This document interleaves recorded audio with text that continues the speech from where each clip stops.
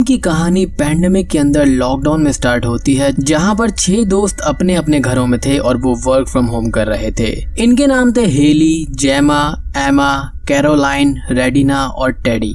जेमा और हेली पड़ोसी थे। ये लोग हर वीकेंड पर जूम ऐप पर लाइव आया करते थे, लाइफ एंजॉय करते थे। हर हफ्ते अलग अलग एक्टिविटीज किया करते थे ताकि वो घर पर बोर ना हो जाएं। अब इस हफ्ते की एक्टिविटी को हेली कोऑर्डिनेट कर रही थी और उसने एक सियोन सेशन का प्रोग्राम बनाया था। इसके लिए उसने सेलन नाम की एक लेडी को मीडियम के तौर पर हायर किया था। आत्माओं से संपर्क करने वाले एक मीटिंग को सियोन्स कहते हैं। वेस्टर्न कल्चर में ये मान्यता है कि फिजिकल वर्ल्ड और स्पिरिट वर्ल्ड 2 टाइप्स के वर्ल्ड हैं। फिजिकल वर्ल्ड यानी कि हमारा वर्ल्ड जहाँ पर हम रहते हैं। स्पिरिट वर्ल्ड में आत्माएं रहती हैं जो भटकती रहती हैं, जिन्हें मुक्ति नहीं मिलती। अक्सर वैसी आत्माएं अपने रिश्तेदारों को, फ्रेंड्स को मैसेजेस भेजती हैं, सपने के रूप में या फिर किसी और तरीके से। लोग भी जब स्पिरिट से परेशान होते हैं तो वो उसका उपाय ढूंढने के लिए ऐसे सियोन सेशन करवाते हैं, जहां पर ट्रेडिशनली एक पावरफुल आदमी या औरत होती है जिसे मीडियम कहते हैं। वो एक सर्कल में सभी इफेक्टेड लोगों को बैठाकर कैंडल जलाकर स्पिरिट से कम्युनिकेट करती है। स्पिरिट्स वहां आए हुए लोगों के सहारे अपनी बातें कहते हैं और मीडियम उसका इंटरप्रिटेशन करके प्रॉब्लम सॉल्व करता है। फिल्म के स्टार्टिंग में हमको हेली नजर आती है जो कि अपने घर पर थी और इस जूम वीडियो कॉल सियोन्स के लिए तैयारी कर रही थी कि तभी उसको अपने घर के अंदर महसूस होता है कि वहां पर कोई है और उसके स्टोर रूम का गेट खुद पे खुद खुल जाता है और वहां अंदर कोई भी नहीं होता। अब उसको अपनी खिड़की के बाहर नॉक नॉक की आवाजें आती हैं और देखने पर वहां पर जेमा उसकी नेबर थी, जो उसको जूम कॉल पर बाकी सभी के आने से पहले ज्वाइन होने को बोलती है, जिसके चलते हेली ये भूल जाती है कि उसने अपने घर के अंदर किसी के होने को महसूस किया था। अब जेमा जूम कॉल पर कहती है कि उसने ऐसा सेशन कभी भी नहीं किया है, उसको तो ये थोड़ा स्पूकी लगता है। जिस पर हेली ये कहती है कि उसने ये चीज 2 या 3 बार ट्राई की है और वो एकदम कूल है, मजा आएगा और कुछ नहीं। और उसके कुछ देर बाद ही हम एमा, कैरोलाइन और रेडिना को भी लाइव स्ट्रीमिंग में ज्वाइन होते हुए देखते हैं। यहाँ पर एमा काफी सारे स्पूकी फेस फिल्टर्स यूज करके सबको डराने की कोशिश कर रही थी। रेडिना अपने बॉयफ्रेंड एलन को किचन से बाहर भेजती है जो बैकग्राउंड में खाना बना रहा था। इनके बीच में थोड़ी सी बहस हो जाती है।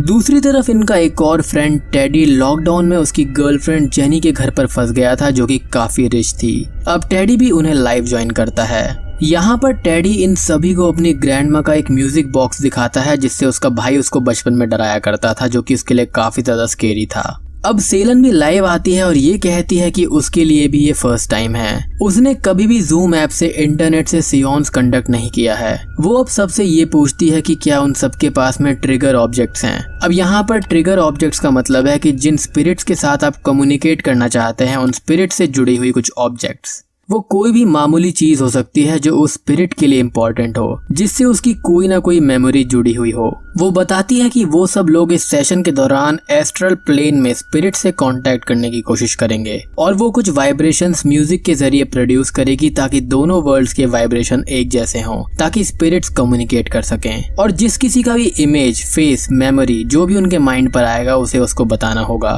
कई बार फिजिकल इफेक्ट्स लाइक कोई टच करने का एहसास, डोर का नॉक होने वाला साउंड, कैंडल का लगातार फ्लिकर होना, ऐसे इफेक्ट्स भी दिखाई देते हैं, उनको भी बताना होगा। ये सब स्पिरिट्स का इशारा होता है क्योंकि वो एक ऑनलाइन सेशन कर रहे हैं, इसलिए उन सभी को ये इमेजिन करना होगा कि वो सब एक सर्कल में बैठे हैं और अपने कमर पर एक रस्सी है जो कि रूम के बाहर जाती है। ये रस्सी उनको फिजिकल वर्ल्ड में जोड़कर रखेगी और दूसरे वर्ल्ड में भी ले जाएगी। जब सियोन्स एंड होगा तो फिर से इमेजिन करना होगा कि आप उस रस्सी को चाकू से काट रहे हैं, तब आप स्पिरिट वर्ल्ड से फिजिकल वर्ल्ड में आ जाएंगे। नॉर्मली ये सब इस चीज को फिजिकली एक साथ सर्कल में बैठकर करते हैं, लेकिन अब लॉकडाउन के दौरान यही सही। अब सभी लोग अपने कमरे की लाइट्स ऑफ करके रेडी हो जाते हैं। अब सभी लोग अपनी आंखें बंद करके इमेजिन करने लगते हैं। तभी टेडी की गर्लफ्रेंड क्रैश लैंड करके सबको डिस्टर्ब कर देती है और उसको वहां से ले जाती है। सबका कंसंट्रेशन बिगड़ जाता है और टेडी को इस सेशन से निकाल दिया जाता है। अब सब फिर से आंखें बंद करके इमेजिन करने लगते हैं। सेलन ये कहती है कि क्या यहाँ पर कोई आत्मा है जो बात करना चाहती है। सभी लोग भी दोहराते हैं। कुछ देर तक ऐसा ही चलता रहता है, पर तभी सेलन पूछती है कि यदि यहाँ पर कोई आत्मा है तो नॉक करे, और तभी अचानक से 2 बार डोर की नॉक करने की आवाज सुनाई देती है जोर से। सब लोग एकदम डर के देखने लगते हैं कि ये साउंड कहाँ से आ रही है। असल में वो नॉक करने का जो साउंड था वो सेलन के ग्रोसरी बॉय का था, जो कि ग्रोसरी देने आया था। अब यहाँ पर सेलन माफी मांगते हुए ग्रोसरी को लेने जाती है। अब इस चीज को देखते हुए ये सारे लोग उसका मजाक उड़ाने लगते हैं, स्पेशली जेमा।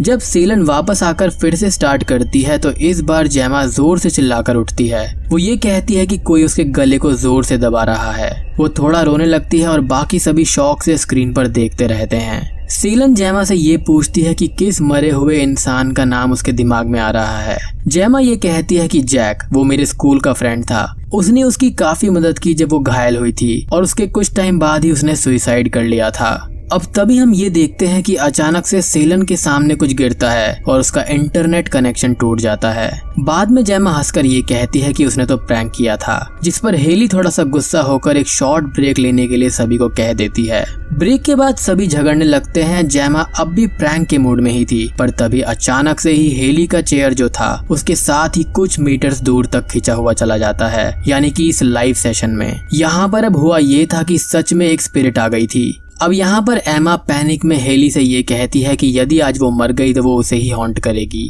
यहाँ पर हेली ने ये सेशन 2-3 बार किए थे तो वो इस सेशन को कंटिन्यू रखती है। I mean not on video call, but उसने रियल में ये चीज कर रखी थी। अब यहाँ पर वो ये सवाल करती है कि क्या यहाँ पर कोई आत्मा है जो बात करना चाहती है। अब अचानक से ही एक बहुत तेज नॉक की आवाज सुनाई देती है, जिसको हेली अपने घर में चेक करने के लिए जाती है, बट वहाँ पर ऐसी कोई भी चीज नहीं होती। अब अचानक से ही कैरोलाइन के घर पर एक आवाज आती है, तो वहाँ पर वो ऊपर वाले एटिक में चेक करने के लिए जाती है। अब वो यहाँ पर इतनी ज्यादा डरी हुई थी कि वो खुद तो वहाँ पर जा नहीं सकती थी, तो वो अपने मोबाइल को सेल्फी स्टिक में लगाकर सबको वो एटिक में दिखवाती है। और जैसे ही वो ऊपर कैमरा घुमाती है, वहाँ पर किसी के लटके हुए पैर दिखाई देते हैं। इसे देखकर बाकी सभी लोग एकदम से फ्रीक आउट हो जाते हैं। दूसरी तरफ हेली को अब अपने घर पर कोई लटका हुआ दिखाई देता है जिसके पैर नहीं होते।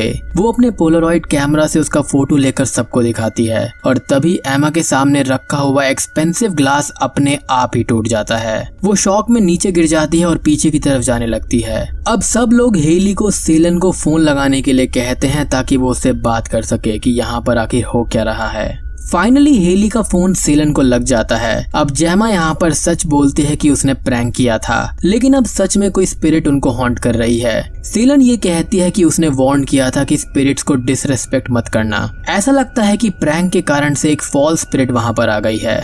इसका मतलब ये है कि जेमा ने एक ओपन इनविटेशन दिया है किसी भी स्पिरिट को। फॉल्स स्पिरिट एक मास्क की तरह है जिसे पहनकर कोई भी स्पिरिट आ सकती है। यदि वो लकी हुए तो एक नॉर्मल ह्यूमन स्पिरिट होगी, वरना ये डिमोनिक भी हो सकती है। अब सेलन का ये कहना था कि उनको तुरंत ही उस इमेजिन की हुई रस्सी को काटना होगा, जिससे उनका लिंक उस दुनिया से टूट जाएगा। अब ये लोग सेशन को कंटिन्यू करते हैं और वहाँ पर सेलन स्पिरिट से ये कहती है कि स्पिरिट हाँ के लिए 1 बार नॉक करो, अगर ना है तो 2 बार नॉक करो। अब वो सब उसके साथ में ये पूछती है कि क्या तुम कोई मैसेज देना चाहते हो, तो हेली के रूम की लाइट 1 बार जल जाती है। सेलन दोबारा पूछती है कि क्या तुम दोस्त हो। अब सबकी लाइट 2 बार जलती है और खतरनाक तरह से फ्लिकरिंग होना शुरू हो जाती है। सभी लोग डर कर रोने लगते हैं और सेलन का फोन भी कट जाता है। हेली अब सभी को रस्सी काटने के रिचुअल को विजुअलाइज करने के लिए कहती है। सभी लोग डर कर रोते हुए रिचुअल करते हैं। सभी लोग सेशन एंड करके कैंडल बुझाते हैं और सोचते हैं कि सब कुछ ठीक हो गया। अब सभी लोग शौक, मस्ती और डर में थे। रेडिना और कैरोलाइन अपने घर में काम करने लगते हैं, ये सोचकर कि सब कुछ सही है। एमा को अब अचानक से ही अपने घर के हॉल में से आवाज सुनाई देती है और जब वो उसे देखने जाती है तो वहाँ पर एक मास्क हवा में लटक रहा था। हेली और जेमा भी उसे लाइव देखते हैं और सोचते हैं कि वो उनसे मजाक कर रही है, जबकि ऐसा था नहीं। जैसे ही एमा उसे छूने के लिए जाती है, वो उसकी तरफ मुड़कर उस पर हमला करने आता है और गायब हो जाता है। एमा डरते हुए किचन में भागती है। वहाँ से आटा लेकर हॉल के अंदर छिड़कने की कोशिश करती है ताकि वो स्पिरिट को देख सके, लेकिन अब अचानक से ही वहाँ पर कोई भी नहीं होता और उसके कुछ ही पल के बाद में डिमोनिक स्पिरिट के फुटप्रिंट्स वो साफ साफ देख सकती थी। पूरा का पूरा किचन तहस नहस हो जाता है। एमा अब दौड़कर छुपने की कोशिश करती है, लेकिन यह डिमोनिक स्पिरिट उसको हवा में लटका देती है, जिससे वो किसी तरह से बचती है, एज वो सबसे ज्यादा वल्नरेबल और डरी हुई थी। वो एक ब्लैंकेट के अंदर छुप जाती है और यहाँ पर एमा का फेस फिल्टर भी ऑन था। दूसरी तरफ रेडिना घर में एलन को ढूंढती है, जहाँ पर वो कहीं भी नहीं मिलता। जब वो टॉयलेट के अंदर जाती है तो वहाँ पर उसका फोन उसको दिखाई देता है और जब वो वापस आती है तो अचानक से एलन की बॉडी ऊपर से नीचे गिरती है और यहाँ पर हमको ये पता चलता है कि वो मर गया है, जिसको उस डिमोनिक स्पिरिट ने मारा था। अब वो स्पिरिट रेडिना पर बुरी तरह से हमला करके उसको भी जान से मार डालती है। उसकी स्क्रीन पर सिर्फ एक रेड कलर का खून का निशान हमको दिखाई देता है। दूसरी तरफ हम कैरोलाइन की विंडो पर उसकी प्री रिकॉर्डेड वीडियो को ही देख पा रहे थे, जिससे सब ये समझते हैं कि वो ठीक है। लेकिन कुछ देर बाद वो ये नोटिस करते हैं कि ये तो उसकी प्री रिकॉर्डेड वीडियो है और तभी अचानक से ही वो स्पिरिट रियल कैरोलाइन को उसका सर पटक पटक कर जान से मार डालती है। एंड सीरियसली ये बहुत ही खतरनाक सीन था। जेमा यहाँ पर हेली पर चिल्लाती है कि वो कुछ करे क्योंकि ये सारा उसका प्लान था। तभी वो एक दूसरे को ही ब्लेम करने लगते हैं और उसके चलते वो स्पिरिट हेली को घसीटते हुए रूम से बाहर ले जाती है। अब जेमा अपना मास्क पहनकर अपने घर से बाहर जाती है। I mean really good girl कि ऐसे हालात में भी वो सोशल डिस्टेंसिंग और मास्क को मेंटेन कर रही थी। यहाँ पर सिर्फ और सिर्फ एमा ही लाइव स्ट्रीमिंग को देख रही थी और तभी अचानक से ही टेडी फिर से लाइव आ जाता है और पूछता है कि सब कहाँ पर है। एमा शॉक में चिल्लाती है कि वो बाहर चला जाए और तभी अचानक से ही टेडी के रूम की लाइट भी चली जाती है। उस पर भी खतरनाक हमला होता है और जब वो डर कर बाहर जाता है तो वो ये देखता है कि उसकी गर्लफ्रेंड को ये स्पिरिट हवा में लटकाती है, उसकी गर्दन मरोड़ती है और सीधा स्विमिंग पूल के अंदर फेंक देती है। इससे टेडी बुरी तरह से डर जाता है एंड आई थिंक ये इस मूवी का बेस्ट सीन था। उसके तुरंत बाद ही हम टेडी को बैकयार्ड में देखते हैं जहाँ पर एक लटकी हुई रस्सी थी और उसके बाद में अचानक से होता यह है कि वो स्पिरिट उसको भी जान से मार डालती है, वो भी जलाकर। और यहाँ पर सबसे दर्दनाक मौत यही थी क्योंकि टेडी उस वक्त जिंदा था, जस्ट वो बेहोश था और उसके ऊपर आग लग जाती है जिससे वो मर जाता है। अब वो स्पिरिट एमा के घर के अंदर भी आ जाती है और एमा एक चादर हवा में फेंकती है जो कि हवा में ही रुक जाती है, मीनिंग वो डिमोनिक स्पिरिट वहाँ पर थी। एमा को वो डिमोनिक स्पिरिट इस कदर डराती है कि वो अपने घर की विंडो से ही छलांग लगा देती है जिससे उसकी वहीं पर मौत हो जाती है। जेमा अब हेली के रूम के अंदर जाती है जहाँ पर वो नहीं थी। जेमा पर भी वो स्पिरिट हमला करके कुछ पल के लिए उसे बेहोश कर देती है। होश आने पर वो वहां से भागती है और उसे हेली दूसरे रूम में छुपी हुई मिलती है। हेली जेमा को गले लगाना चाहती थी लेकिन डर के मारे सोशल डिस्टेंसिंग के चलते सिर्फ एल्बो टकराती है। अब हेली घर से जाने से पहले अपने रूम की फोटो लेने जाती है तो एक दो फोटो लेने के बाद एक डरावना डीमन उन पर अटैक करता है और स्क्रीन पर जूम सेशन एंड होने का मैसेज आता है। और यहाँ पर हमको एंड में बहुत ही ब्यूटीफुल तरह के एंड क्रेडिट्स दिखाए जाते हैं, यानी कि वहाँ पर उस वीडियो कॉल के अंदर ही सारे के सारे एक्टर्स, डायरेक्टर, प्रोड्यूसर सबका नाम आता है जो कि काफ़ी कूल था। और बूम, फिल्म यहीं पर ख़त्म हो जाती है।